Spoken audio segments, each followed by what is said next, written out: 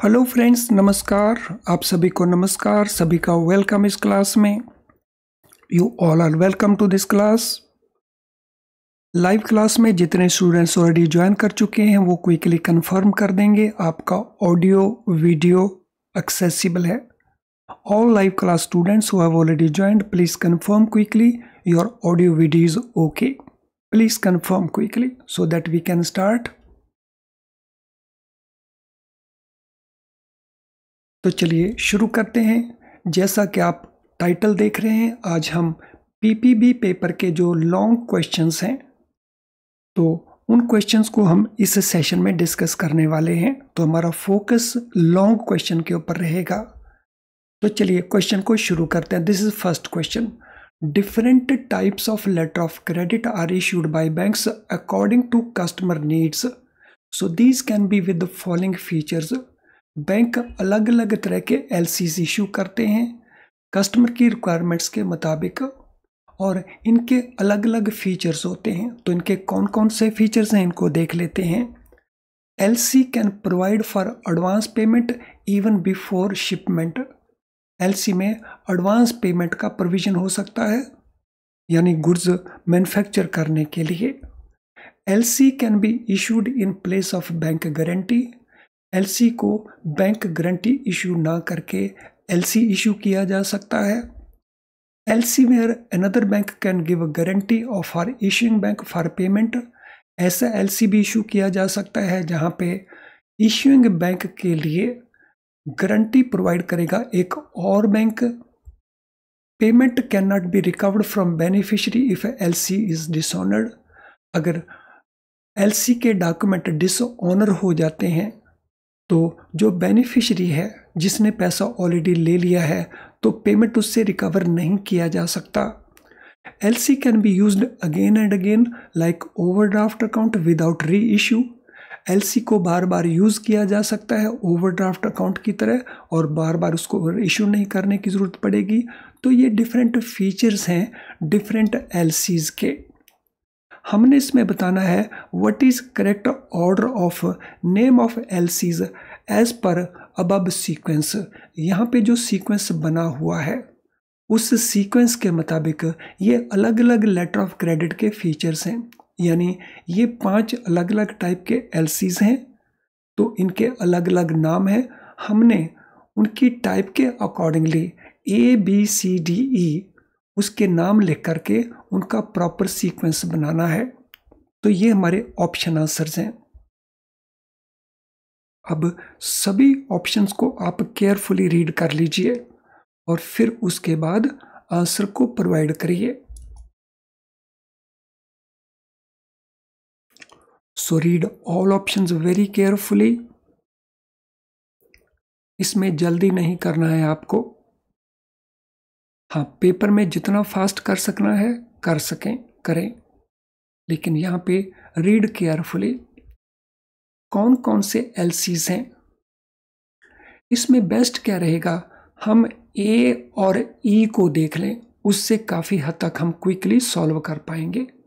सो ए को देख लें पहले। तो LC can provide for advance payment. Advance payment वाला एलसी क्या होता है? एडवांस पेमेंट वाले एलसी को हम कहते हैं रेड क्लास एलसी। तो हमने यहाँ पे रेड क्लास को पकड़ना है। सो रिवॉल्विंग है, रेड क्लास है, तो या तो हमारा आंसर ये हो सकता है या हमारा आंसर ये हो सकता है।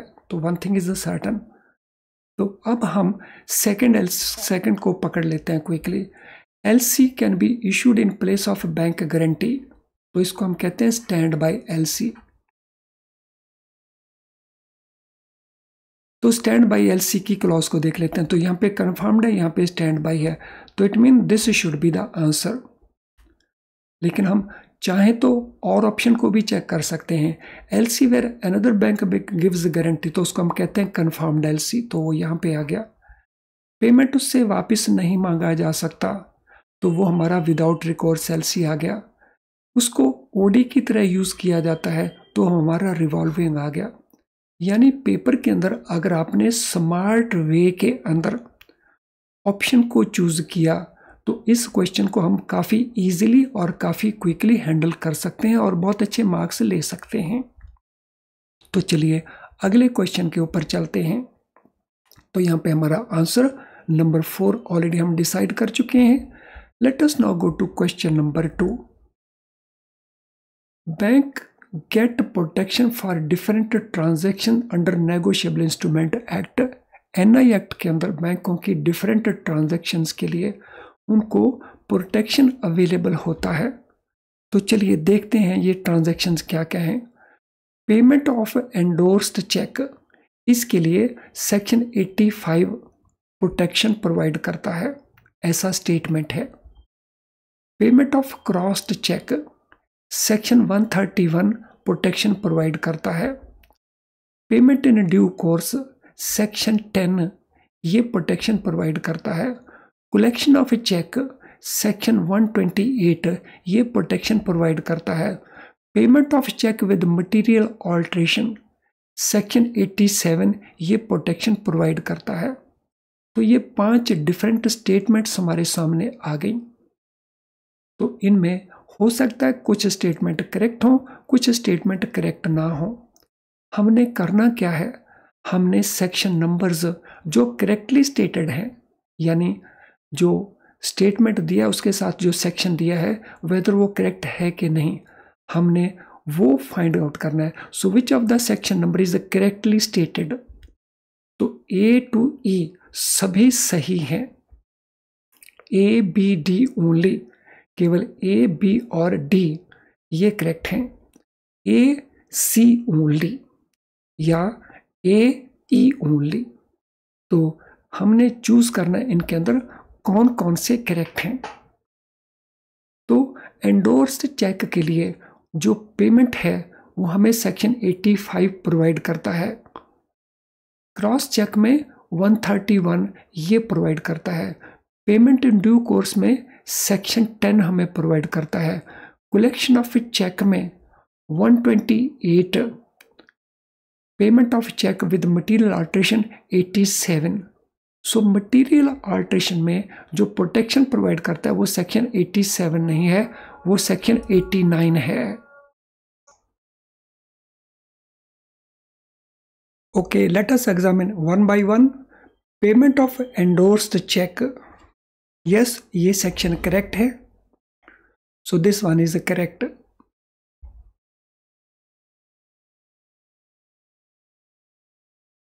पेमेंट ऑफ क्रॉस्ड चेक, तो पेमेंट नहीं, यहाँ पे कलेक्शन ऑफ क्रॉसिंग चेक के लिए ये सेक्शन सही होता है, तो ये गलत हो गया। Payment in a due course, so this is correct. Collection of cheque section 128 no, payment of cheque है, सेक्शन 128 से रिलेटेड है वो, तो ये भी हमारा गलत हो गया। Payment of cheque with material alteration no, ये सेक्शन 89 है, तो ये भी गलत हो गया। यानी हमारा A एंड C ये ऑप्शन सही है। So this is this answer. तो हमारा आंसर आ गया इसमें नंबर 3। तो अगले क्वेश्चन के ऊपर चलते हैं। Following accounts need reporting to क्रिलिक।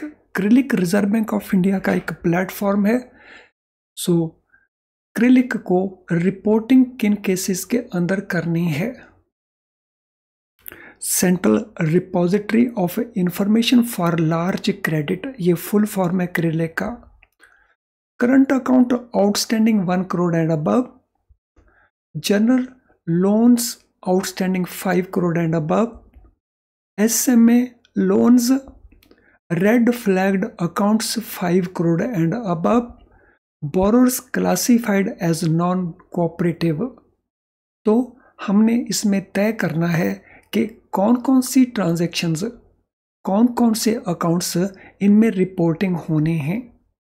तो let us see, so which of these statements is not correct. हमने बताना ये है कि इसमें कौन सी स्टेटमेंट करेक्ट नहीं है। ये नहीं बताना कौन सी करेक्ट है, ये बताना है कौन सी करेक्ट नहीं है।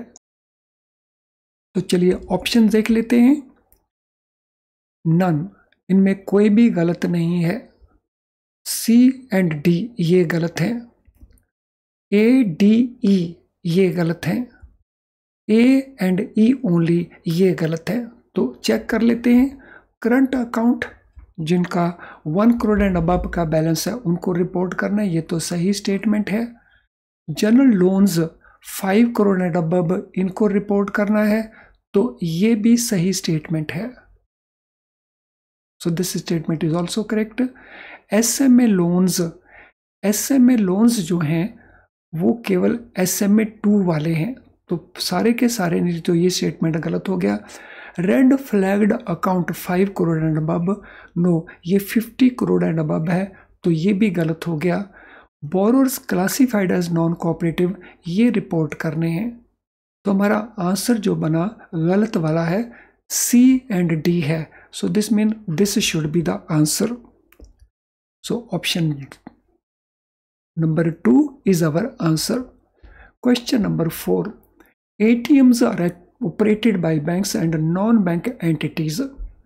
जो ATMs हैं वो बैंक भी ऑपरेट करते हैं, नॉन बैंक एंटिटीज भी ऑपरेट करते हैं, जैसे white label owned and operated by non bank entities. So white label हम उनको कहते हैं जो owned and operated by non bank entities हैं, नॉर्मली ये नॉन बैंक फाइनेंस कंपनीज रहती हैं। Brown label owned by banks but operated by non-bank. White label customer from any bank can use it. Brown label cash management by non-bank is done. Brown label connectivity is provided by bank.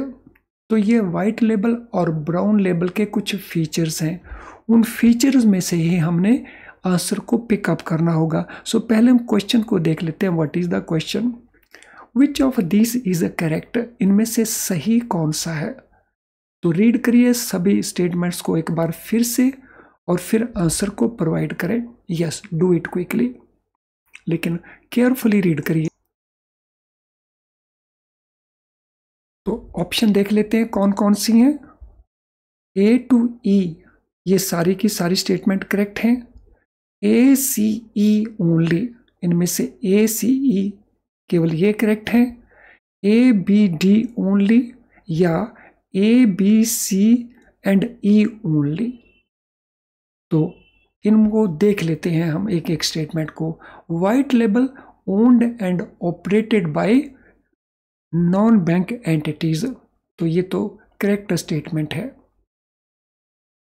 Brown label owned by banks and operated by non banks, तो ये statement correct नहीं है। White label customer from any bank can use it, yes this is correct. Brown label cash management by done by non bank, तो ये गलत हो गया। Brown label connectivity is provided by bank, ये correct statement हो गया। तो यानी हमारे पास रॉन्ग कौन से हो गए? दो हमारे पास रॉन्ग हो गई। बी एंड डी ये हमारे पास रॉन्ग हो गई। ए सी ई ये करेक्ट हो गई। So this mean option 2 should be our answer. तो ये हमारा आंसर होना चाहिए। Yes, it is answer number 2। Automated clearing houses operate in different parts of the world. World के अलग अलग पार्ट्स में ऑटोमेटेड क्लियरिंग हाउस ऑपरेट करते हैं।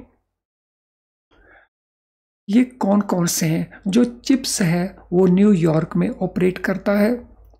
जो चैप्स है वो यूरोप में ऑपरेट करता है। जो चैट्स है वो हांगकांग में ऑपरेट करता है। जो फेड वायर है वो फेड रिजर्व यूएसए का है। और जो बैंक वायर है वो इंडिया का है। तो ये डिफरेंट ऑटोमेटेड क्लियरिंग हाउसेज हैं। हमने बताना है इनमें से सही कौन सा नहीं है, तो कौन सा इसके अंदर गलत है तो वो हमने बताना है। तो चलिए रीड करिए सभी ऑप्शन को केयरफुली और फिर आंसर को प्रोवाइड करें। ऑप्शंस को देख लेते हैं क्या क्या ऑप्शंस हैं। ऑप्शंस इनमें कोई भी गलत नहीं है। ए एंड डी ये दोनों गलत हैं। बी गलत है या सी गलत है। तो चलिए इनको चेक कर लेते हैं। चिप्स न्यूयॉर्क में ऑपरेट करता है, so this is correct. Chaps Europe में ऑपरेट करता है, नो ये ब्रिटेन में ऑपरेट करता है। पूरे यूरोप में ऑपरेट नहीं करता। चैट्स हांगकांग में ऑपरेट करता है। फेड वायर जो है फेड रिजर्व यूएसए से कंट्रोल्ड है, और बैंक वायर इंडिया का है। तो हमारा केवल बी आंसर गलत है। तो बी आंसर गलत के लिए हमारा आंसर बन जाएगा नंबर 3। तो नंबर 3 हमारा आंसर होना चाहिए। Yes, it is number 3। अगले क्वेश्चन के ऊपर चलते हैं। A small deposit account has following features. Small deposit account के कौन कौन से फीचर्स हैं? Number 1, maximum balance 1 lakh, total credit एक साल में 1 लाख, विड्रॉल 10,000 पर मंथ।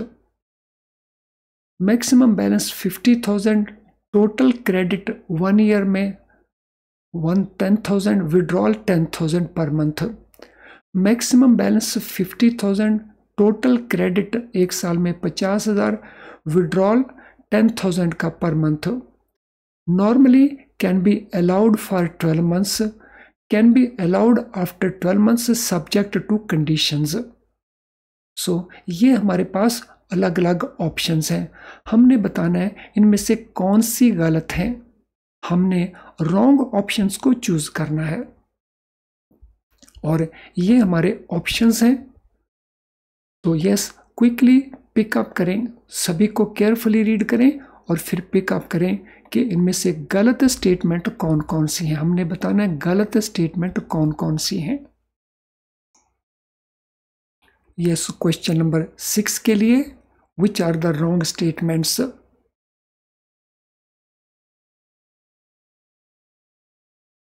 तो चलिए एक एक स्टेटमेंट को एग्जामिन कर लेते हैं। तो पहली स्टेटमेंट को देखते हैं। मैक्सिमम बैलेंस 1 लाख हो सकता है। नो, ये तो गलत है। मैक्सिमम बैलेंस 1 लाख नहीं, मैक्सिमम बैलेंस 50,000 हो सकता है। So this is wrong. Maximum balance 50,000 हो सकता है, तो ये पार्ट तो करेक्ट है। टोटल क्रेडिट जो है एक साल में कितना हो सकता है? टोटल क्रेडिट हो सकता है 10,000 का, तो ये 10,000 का क्रेडिट रॉन्ग स्टेटमेंट है। विड्रॉल पार्ट ठीक है, ये स्टेटमेंट रॉन्ग है इसके अंदर, तो ये भी हमारा आंसर गलत हुआ। मैक्सिमम बैलेंस 50,000 हो सकता है, टोटल क्रेडिट जो है अकाउंट में 50,000 का आ सकता है, विड्रॉल 10,000 पर मंथ का हो सकता है, तो इसके अंदर ये पार्ट हमारा गलत हो गया।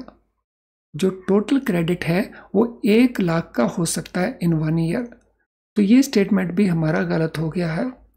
Normally it is allowed for 12 months, ये तो करेक्ट स्टेटमेंट है। Period can be allowed after 12 months subject to some condition. Yes, ये स्टेटमेंट भी सही है। तो हमने बताना है रॉन्ग स्टेटमेंट कौन सी हैं। तो इसका मतलब हमारा ए बी सी ये स्टेटमेंट्स रॉन्ग हैं, तो आंसर हमारा बन गया इसके अंदर नंबर 1। तो अगले क्वेश्चन को देखते हैं। Features of selling and marketing are. तो इस क्वेश्चन को हम छोड़ रहे हैं, अगले क्वेश्चन के ऊपर चलेंगे, तो इस क्वेश्चन को हम इग्नोर करेंगे। So let us take up this question. An ethical dilemma exists when one is faced with having to make a choice among following alternatives। Ethical dilemma कब एग्जिस्ट करता है? जब किसी पर्सन को चॉइस करनी पड़ती है इनमें से किन ऑल्टरनेटिव्स की, तो उसमें एक से ज़्यादा ऑल्टरनेटिव्स अवेलेबल होते हैं, तो उनमें किस ऑल्टरनेटिव को चूज़ किया जाएगा, इसको लेकर के एथिकल डायलेमा एग्जिस्ट करता है। तो वो सिचुएशन कौन कौन सी हैं जब ये डायलेमा एग्जिस्ट करता है? डायलेमा होता है दुविधा, significant value, conflict among differing interest, allocation of resources for economic and social goals, real alternatives which is equally justifiable, production and consumption separate, conflict between economic goals and economic performance। तो ये हमारे पास different dilemma है इन situation में जो exist कर सकते हैं। विच of this is a correct? इनमें से करेक्ट कौन सा है? बी सी ई तीनों करेक्ट हैं, बी सी डी ये तीनों करेक्ट हैं, ए सी ई ये तीनों करेक्ट हैं, या ए टू ई सारे के सारे ही करेक्ट है। तो चलिए इन सभी सिचुएशन को एक एक करके केयरफुली एग्जामिन करें और फिर आंसर प्रोवाइड करें। Yes, read all options carefully और फिर तय करें इनमें से करेक्ट कौन कौन सी हैं। तो चलिए एग्जामिन कर लेते हैं एक एक को। Significant value, conflict among differing interest. So अगर वो वैल्यू सिग्निफिकेंट है तो कन्फ्लिक्ट हो सकता है डिफरिंग इंटरेस्ट के बीच में, तो ये तो करेक्ट स्टेटमेंट है। So this one is correct.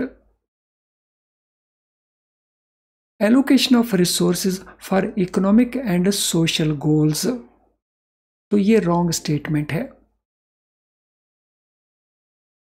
Then real alternatives that is equally justifiable. So alternative real हैं, सारे के सारे इक्वली जस्टिफाइबल हैं, तो वहां पे ये डायलेमा एग्जिस्ट हो सकता है। प्रोडक्शन एंड कंजम्पशन सेपरेट, तो इस केस में कोई डायलेमा की जरूरत नहीं रहती, तो ये हमारा रॉन्ग हो जाता है। Conflict between economic goals and economic performance, तो इसमें डायलेमा अराइज हो सकता है, तो यहाँ पे भी डायलेमा अराइज हो सकता है। यानी इस हिसाब से हमारा जो आंसर बनेगा वो आंसर बनता है नंबर 3। तो let us see what is the answer. Yes, answer is number 3। Let us now go to next question. A banker can be evaluated for ethical commitment at which of the following stages?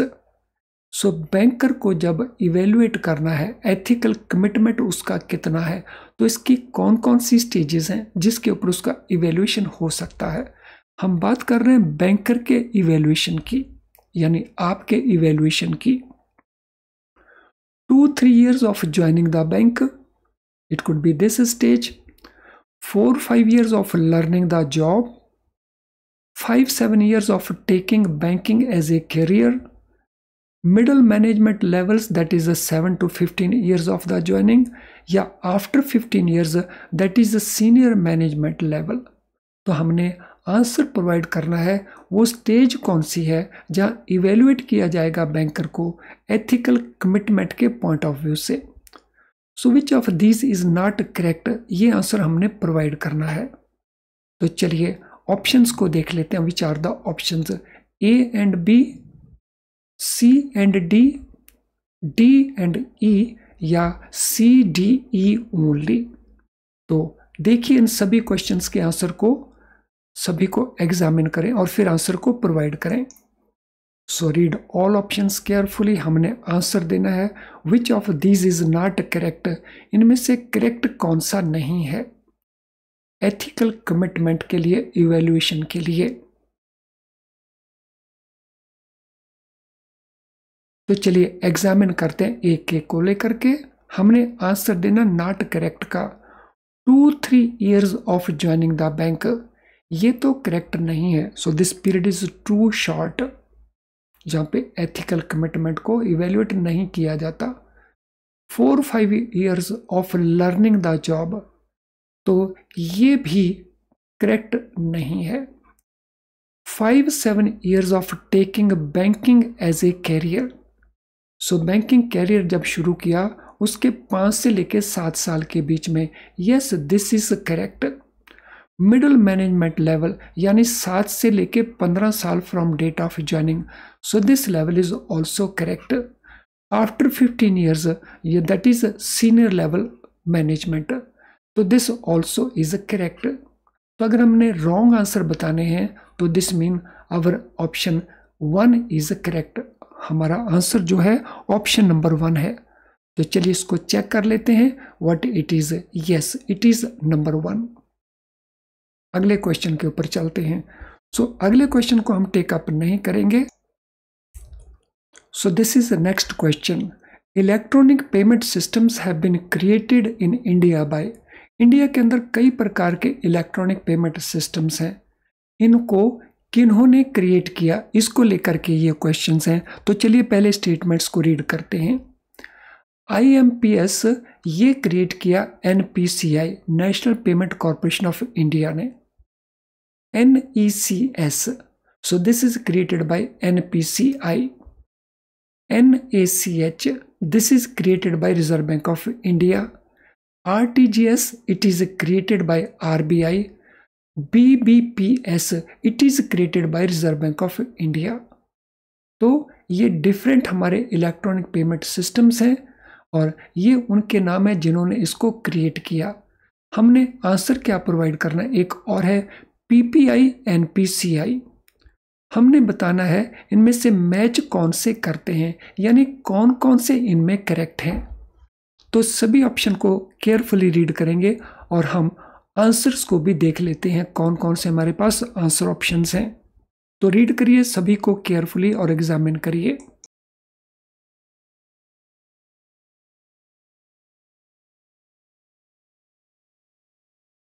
चलिए देख लेते हैं कौन कौन से examine कर लेते हैं। IMPS NPCI, so this is correct, ये तो करेक्ट है।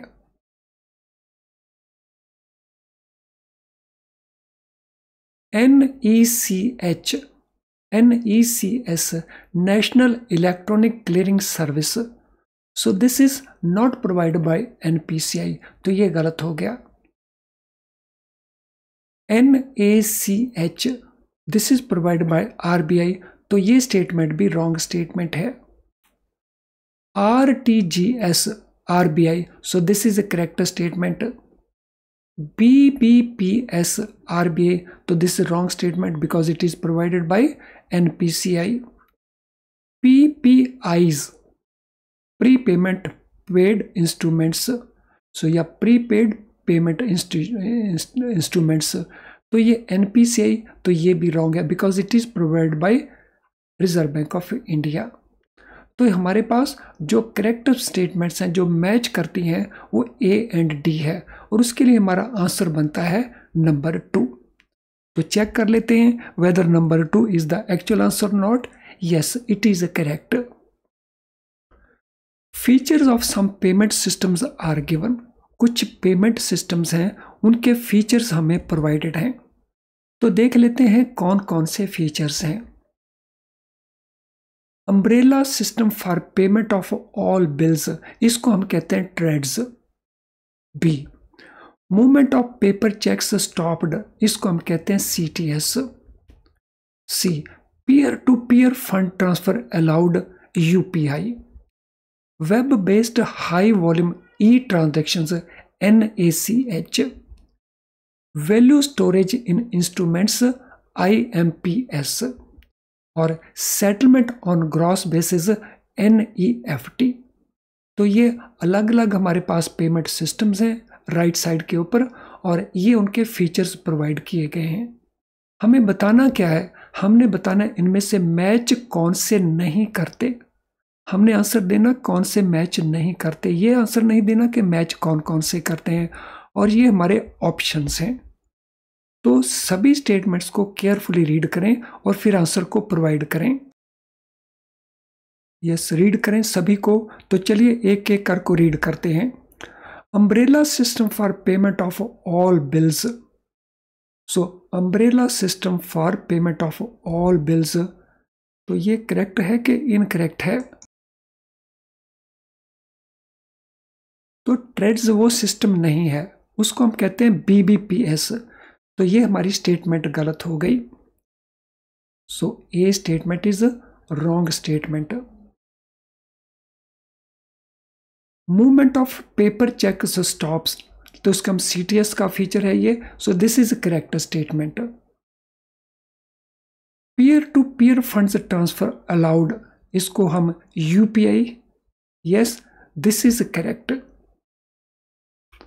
Web based high value transactions, NACH, so this one is also correct।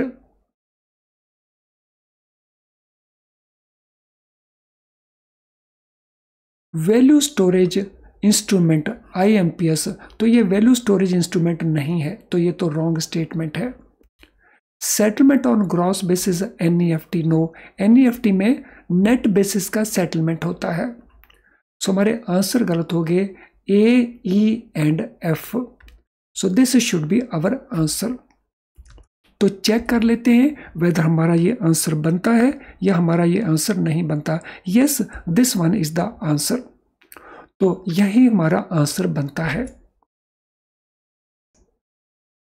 इससे पहले कि हम इस सेशन को वाइंड अप करें, this is very very important information for you. Memory collected questions of previous papers, इनका इंपॉर्टेंस हमारे लिए क्या है? पिछले सालों में पूछे गए जो क्वेश्चंस हैं, अगर वो हमारे पास अवेलेबल हो तो उनका इंपॉर्टेंस क्या है? उनका 3 तरह से इंपॉर्टेंस है। पहला, हमें पैटर्न पता चल जाता है कि क्वेश्चंस कहाँ से पूछे गए, कैसे पूछे गए, कितने क्वेश्चन कैसे पूछे गए, कौन कौन से मॉड्यूल से। सो अगर ये हमें पैटर्न पता हो तो फिर हम जो हमारा रिवीजन करना है उसमें हम अपने फोकस को रीसेट कर सकते हैं। यानी जब हम रिवीजन करेंगे तो उन क्वेश्चंस का, उन चैप्टर्स का, उन मॉड्यूल्स का खास ध्यान रखेंगे जिनसे ज़्यादा क्वेश्चन पूछे जा रहे हैं। और तीसरा, इनमें से बहुत सारे क्वेश्चंस रिपीट होके आ जाते हैं और अगर उनमें से रिपीट होके हमारे एग्जाम में आए तो उन क्वेश्चंस को हम बड़ी आसानी से हैंडल कर सकेंगे। मेमोरी कलेक्टेड क्वेश्चन ये वाले जो प्रीवियस ईयर के पेपर हैं, ये आपको 7 to 10 days before date of exam मिलते हैं और ये अवेलेबल हैं हमारी वेबसाइट में और हमारी ऐप के अंदर। तो आप इनको यूज़ करें और इनका बेनिफिट लें।